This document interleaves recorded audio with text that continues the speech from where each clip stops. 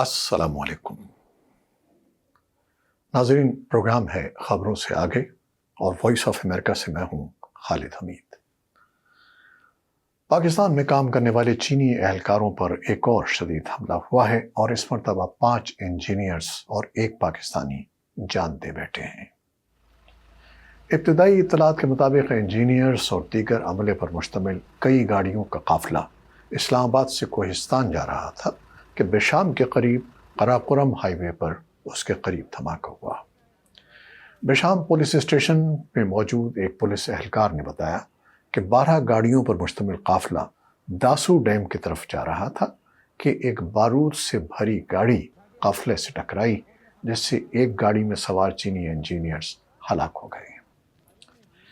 اس افسوسناک واقعے کی پاکستان کے وزیر اعظم شہباز شریف اور وزیر داخلہ محسن نقوی نے فوری طور پر مذمت کی ہے۔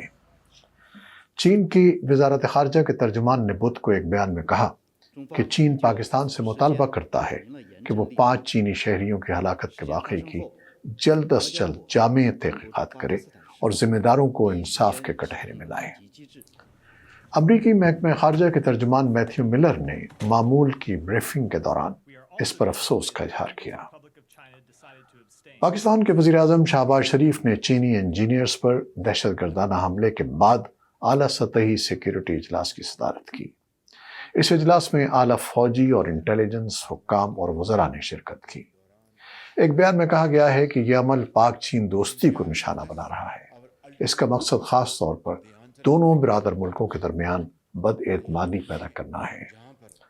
شرکاء نے تمام وسائل کو بروئے کار لاتے ہوئے دہشت گردی کا مقابلہ کرنے کے عزم کا اعادہ بھی کیا۔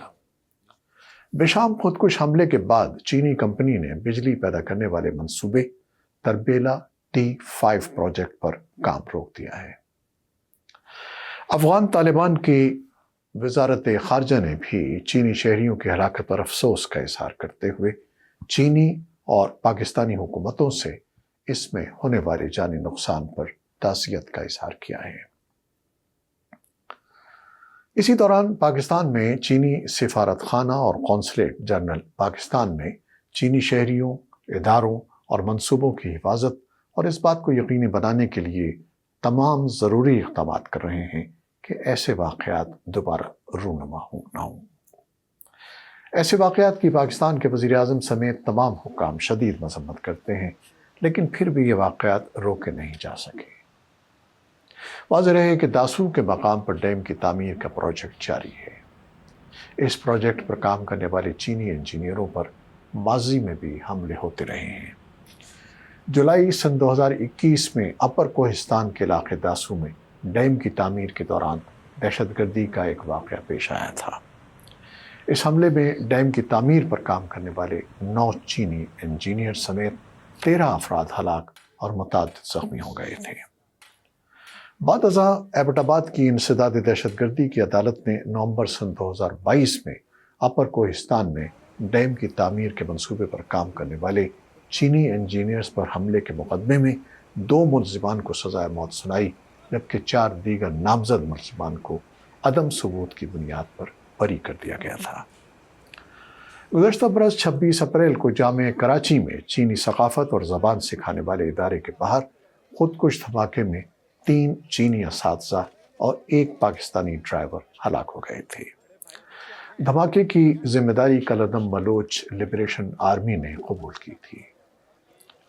تجزیہ کار اور پاکستان انسٹی ٹیوٹ فار پیس اسٹڈیز کے ڈائریکٹر محمد عامر رانا کا کہنا ہے کہ چین کے اپنے شہریوں کے سیکیورٹی تحفظات کی وجوہات بالکل واضح ہیں۔ ان کے بقول پاکستان میں چینی شہریوں پر کئی جان لیوا حملے ہوئے ہیں اور ان کے لیے ایسے منصوبوں پر کام کرنا کافی مشکل ہو گیا ہے۔ محمد عامر رانا کا مزید کہنا ہے کہ ایسی صورتحال میں پاکستان پر زیادہ ذمہ داری ہے کہ وہ چینی شہریوں کو مکمل تحفظ فراہم کرے۔ سوال یہ ہے کہ کیا چین مخالف طاقتیں پاکستان میں چینی منصوبوں سے خائف ہیں؟ سیکیورٹی تجزیہ کار امتیاز گل کہتے ہیں کہ پاکستان میں مختلف قوتوں کی پراکسی جنگ جاری ہے اور وہ ایسے عناصر کی جانب سے بھڑکائی جا رہی ہے جو چین مخالف ہیں۔ ان کا کہنا ہے کہ چینی صدر شی جن پنگ نے حال ہی میں اس خواہش کا اظہار کیا تھا کہ یہاں کام کرنے والے ان کے شہریوں کو تحفظ فراہم کیا جائے، لیکن ایک ایسا ملک جو مختلف تنازعات میں گھرا ہوا ہے، اس میں ہر شخص کو سیکیورٹی فراہم کرنا کافی مشکل کام ہے۔ پاکستان میں کام کرنے والے چینی باشندوں کو بلوچ علیحدگی پسندوں کی جانب سے کئی بار کھلی دھمکی دی گئی ہے، جس میں انہوں نے بلوچستان میں چینی باشندوں کو کام کرنے سے منع کر دیا ہے۔